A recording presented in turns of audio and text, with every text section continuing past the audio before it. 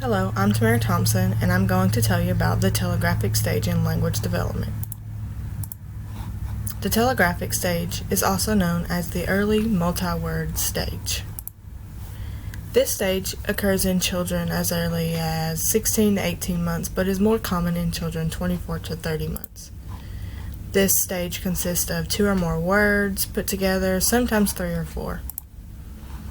This stage uses words like mommy go, more please, bye bye, or go outside. And the telegraphic stage occurs in children 2 to 2.5 years old. The importance of the telegraphic stage is broader vocabulary, the use of sentences, and children are easier to understand.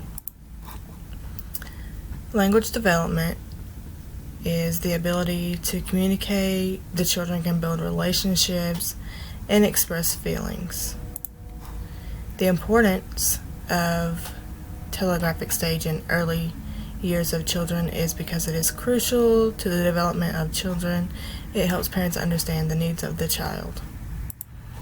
You also have interaction, where children learn to communicate with peers, they learn to socialize, and they become more independent.